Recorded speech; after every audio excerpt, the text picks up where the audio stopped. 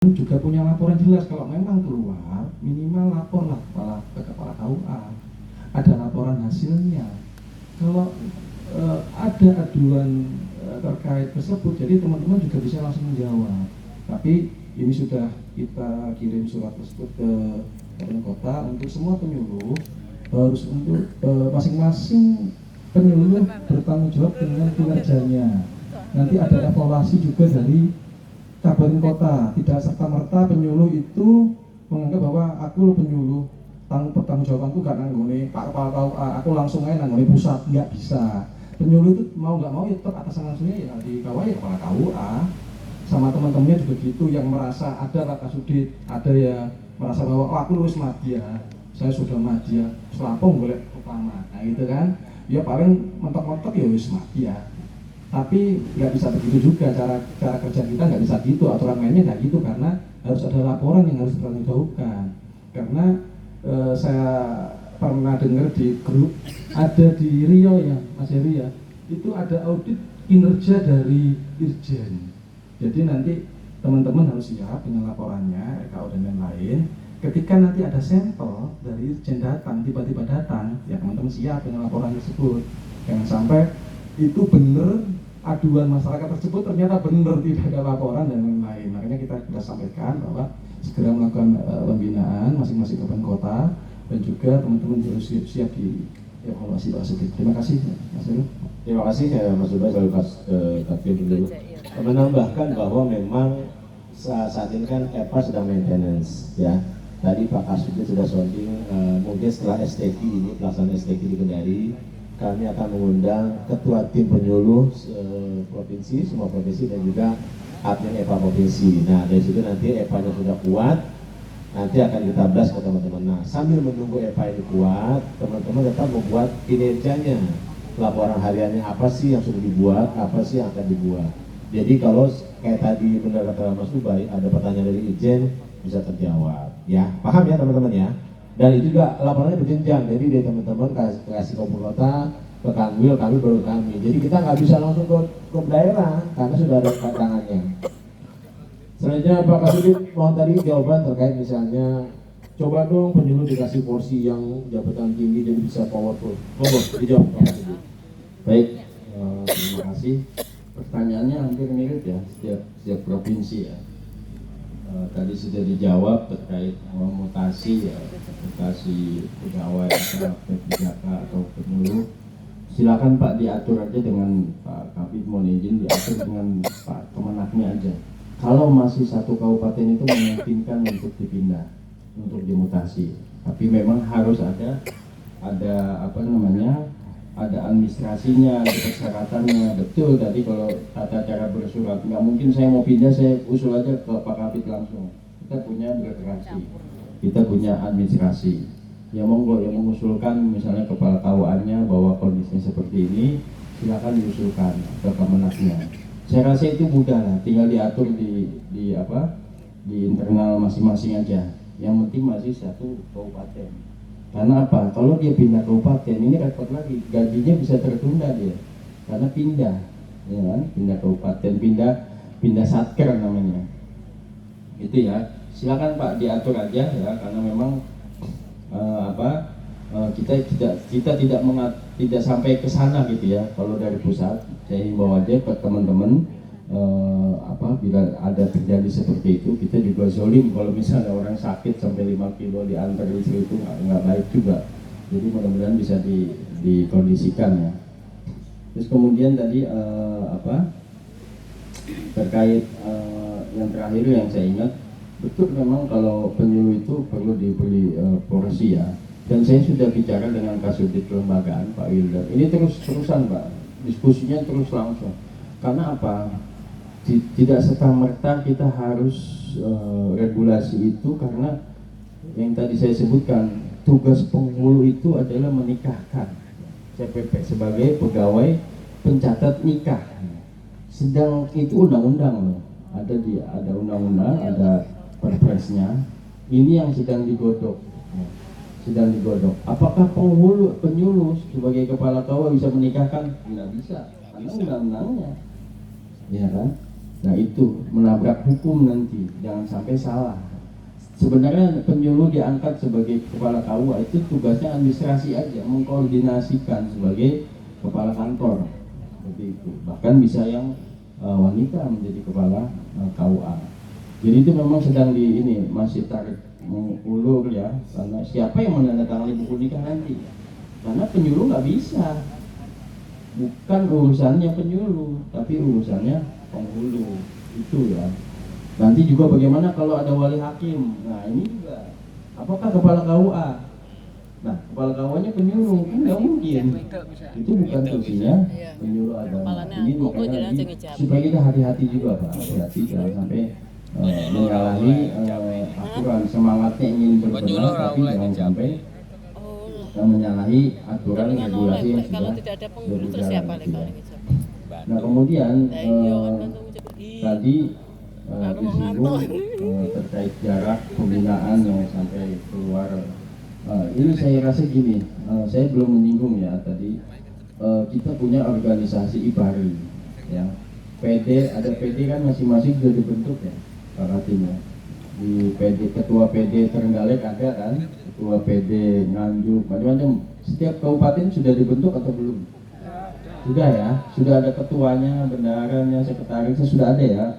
Saya ingin menyapa deh, ketuanya ada nggak di sini? Ketua PD-nya ada nggak? Ketua PD Nganjuk ada? Ini Bapak ketua PD Nganjuk. Madiun? Kok Madiun? Trenggalek? Hah? Oh nanti Ada semua ya? Oh Banyak ada semua ya.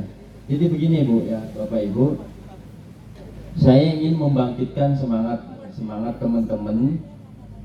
Jadi karena ini organisasi profesi yang Bapak Ibu ada di situ, coba dibangkitkan IPARI-nya, coba dibangkitkan, coba gandeng itu Pemdanya melalui IPARI. Pasti mereka butuh sama kita. Tadi disinggung punya program yang sangat bagus ya, sekolah tanpa bullying, itu luar biasa, itu keren itu. Artinya mereka membutuhkan kita. Ya. Coba masuklah. Saya ingin menyinggung bahwa bisa nggak PD masing-masing itu melalui kemenaknya, coba lobby bupatinya, lobby kesraannya, itu banyak uangnya di situ. Ya, memang tergantung daerahnya. Tapi kalau kita lebih bisa mempercayai itu, mereka dipercaya kepada penyuluh agama dibanding ormas. Apalagi di situ di daerah Bapak mungkin ada industri, ada perusahaan. Coba ajukan proposalnya terkait keagamaan. Saya yakin diterima. Kalau kita mau bergerak nih sekali lagi ya, dengan berbagai cara lobby lah. Saya teringat Pak di Bekasi kemarin, waktu kita ada perintah instruksi mudik, ya, mengawal mudik oleh Pak Menteri, itu kan nggak ada anggarannya, nggak ada sama sekali. Mungkin di Jawa Timur juga mengawal juga ya. Kalau itu di masjid-masjid, paling pengurus masjidnya yang buka pintu. Setelah itu tinggal, siapa yang nungguin? Ya para penyuluh. Kita lagi dibebani, iya kan? Kita lagi dibebani. Bagaimana bisa berjalan? Nah, itulah IPARI itu harus bergerak. Di Bekasi kemarin Pak, dia dapat sponsor besar Pak. Saya nggak usah sebut dari mana, pokoknya besar. Mereka memberikan layanan 24 jam. Dari mulai sahur sampai berbuka, sampai mau istirahat di situ, ada tempat tidurnya, segala macam lah. Orang mudik ya, karena dari Jakarta itu titik capeknya itu di daerah Cikarang. Saya sempat mau diajak ke situ melihat, ke sini Pak Kasubdit kita lihat katanya. Ini kita nih penyuluh semua, diatur Pak jadwalnya. Diatur jadwalnya sampai angka habisan bensin diisiin full bensinnya. Ini kan luar biasa. Tidak pakai anggaran dari kita, enggak. Tapi mereka bergerak, berinovasi, dan itu boleh karena Bapak Ibu sudah berorganisasi layaknya profesi ya, karena sudah berbadan hukum dan itu sah secara hukum. Tapi dengan cara yang santun, jangan sampai orang udah memberikan bantuan dibawa kabur, dibawa buat makan segala macam, jangan. Karena kita organisasi yang terhormat ya. IPARI ini organisasi terhormat, apalagi terdiri semua agama, mengatasnamakan semua agama. Saya rasa bukan hanya Islam ya. Saya di Lampung kemarin itu sponsornya dari Buddha loh. Dari agama Buddha, penyuluh agama Buddha. Ada nggak di sini penyuluh agama Buddha?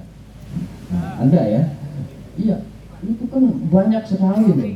Mereka punya ya perusahaan besar, punya itu mereka menyumbang dari Buddha itu 50 dus Indomie dengan 2.000 butir telur buat acara kemah. Terus nggak tahu dia ngasih apa lagi, dia ngasih piala segala macam. Itu kita, Pak, itu jelas gitu. Maksud saya kalau kita ini bekerja membantu pembangunan, saya bilang tadi ya. Pembangunan ini kan semua lini, bukan hanya Kementerian Agama, tapi bupati, wali kota, macam-macam lah, sampai desa. Apalagi Bapak Ibu bergerak di desa-desa. Sekarang punya dana desa loh. Ya, dimanfaatkan itu. Kerjasamalah dengan kepala desanya. Seperti kemarin di beberapa provinsi ada yang lapor ke saya itu di kabupaten ya, mau pengukuhan pengurus APRI, Asosiasi Penghulu. Cuma kemenaknya sama penghulu-penghulu. Tapi ada yang berinovasi melalui APRI-nya. Diundang aja kepala desanya. Sekabupaten, mereka punya SPD sendiri, Pak. Mereka bangga kalau diundang itu. Sekarang desa punya dana desa. Artinya apa? Kita bekerja sama dengan pengurus desa. Apalagi kalau saya singgung, Jawa Timur ini banyak sekali kampung moderasi, kampung moderasi beragama. Ini juga sedang kita gaungkan kembali, bukan hanya sekedar launching ya. Nanti kita akan kategorisasi dari prima, progresif sampai potensial. Nah, dan potensial ini akan kita kemas bagaimana itu bisa diekspos sampai ke luar negeri. Ini ke depannya. Jadi dipotret ini loh Indonesia yang berbhinneka tunggal ika, di situ semua agama ada, bisa rukun, ini bisa dijual dan ini bisa menarik wisata gitu ya. Macam-macam lah. Jadi saya ingin teman-teman IPARI yang pengurusnya tolonglah. Ini juga tadi saya juga minta masukan teman-teman supaya yang sudah senior, yang sudah madya lama, sudah 4C, jangan asik dengan diri sendirinya. Jangan asik dengan, tolong dibina teman-teman kita yang baru masuk CPNS misalnya. Itu mereka butuh binaan dengan cara metode terserah lah bagaimana diatur aja. Karena Bapak Ibu pasti bergaul dengan CPNS baru ya kan. Apalagi di KUA ya, penyuluh-penyuluh kita banyak yang muda. Kemarin saya di Belitung itu penyuluhnya muda-muda banget, CPNS. Mereka butuh sekali binaan. Silakan dibina teman-temannya itu. Karena senasib kita penyuluh penyuluh agama. Terus tadi menyinggung pertanyaan juga penyuluh agama kita yang tadinya penyuluh menjadi layanan operasional misalnya ya. Banyak ya, saya rasa bukan hanya di sini banyak. Tolong dikomunikasikan saja. Ini ada Pak Katim, ada Pak Kabid, dikomunikasikan dengan kepala KUA-nya. Saya yakin sekarang dengan diangkatnya P3K itu KUA jadi rame ya. Bahkan nggak ada yang dapat kursi katanya. Berebut kursi ya. Tolong dikomunikasikan Pak, dikomunikasikan dengan kepala KUA-nya. Ya, kepala KUA-nya pasti penghulu kan. Dikomunikasikan karena awalnya dia itu kan penyuluh ya.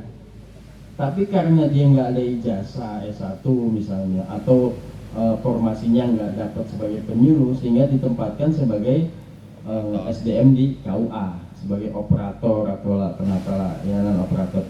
Tolong diingatkan kepala KUA-nya, dikasih aja supaya binaannya itu nggak ditinggal gitu. Binaannya nggak ditinggal. Daripada di kantor nggak ngapa-ngapain, kasih izin lah 1 hari atau 2 hari untuk kembali membina umatnya. Nah ini terus berjalan sambil dia tingkatkan pendidikannya misalnya. Kalau dia SMA bisa sambil kuliah lagi kejar S1, nanti kita akan usahakan impasing. Jadi awalnya dia penyuluh dia misalnya jadi penata laporan karena ijazahnya nggak sesuai atau belum sampai S1, nanti kita buka jalur impasing supaya dia bisa kembali membina umatnya. Karena ini usaha daripada kita supaya nggak menabrak aturan ya. Intinya semangatnya pemerintah ingin menghargai teman-teman yang sudah belasan tahun, 3-4 tahun membina umat, diangkat statusnya menjadi P3K. Tapi caranya seperti itu gitu, supaya tidak menabrak aturan. Nah jadi dikomunikasikan saja ya bahwa mereka yang sudah punya binaan mohon diizinkan dari kepala KUA untuk kembali membina kelompok binaannya, jangan ditinggal. Daripada di KUA nggak ngapa-ngapain di situ, kasih waktu gitu, kasih izin. Ya memang itu menyalahi, saya rasa itu tidak menyalahi ya, karena memang tugas awalnya ya kan KUA-nya di situ juga kan, binaannya di situ juga kan, nggak jauh dari KUA. Kasih izin, kasih waktu berapa, misalnya dari mulai Johor sampai Asar misalnya, kasih binaan, cepat jalankan. Daripada itu menjadi beban kepala KUA juga. Kasihan Pak, kasihan ya. Kita melihatnya bagaimana umat ini bisa, masyarakat kita bisa terbina oleh penyuluh agama gitu ya. Kemudian juga terkait pendanaan tadi apa segala macam, ini kita sedang usahakan juga. Mudah-mudahan ini ada, saya tadi diskusi panjang di jalan. Mudah-mudahan ini ada secerca harapan sampai nanti Pak Katim sampai kabupaten kita akan siapkan anggarannya Pak, walaupun nggak banyak. Ya, jadi tolong dimanfaatkan nanti saya supaya tidak di kemana-mana uangnya, saya akan membuat pedomannya supaya apa, penyuluh ini bisa.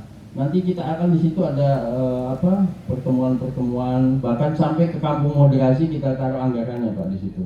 Tapi akan kita ikat nanti dengan pedoman supaya apa, jangan sampai direvisi ini.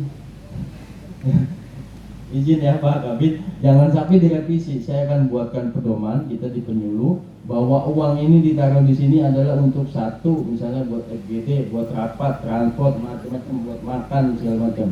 Itu di kampung moderasi supaya hidup, ya, walaupun sedikit tapi ada gitu ya. Setidaknya itu peran penyuluhnya bisa kelihatan karena bisa di mana. Itu nanti kita taruh di kemenak-kemenaknya. Ya, di Jawa Timur ini cukup banyak saya rasa untuk KMB-nya.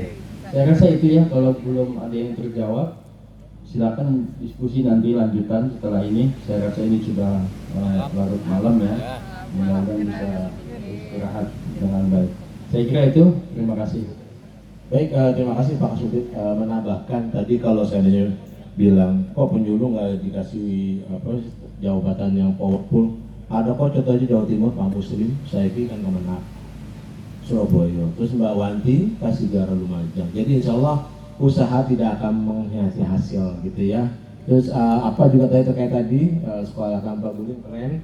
Karena yang terbaru juga Pak Menteri kita sudah menandatangani MOU dengan Kemenkes terkait pencegahan TBC.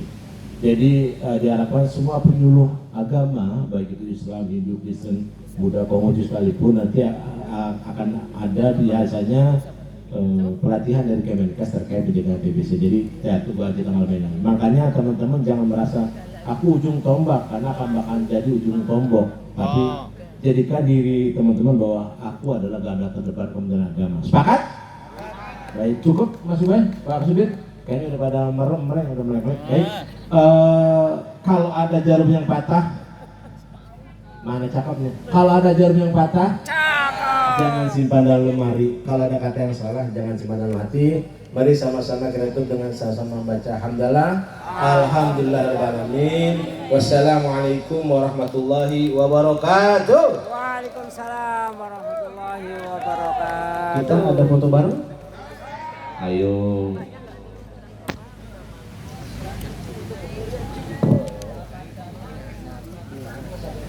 Ngantuk. Rasanya bisu itu.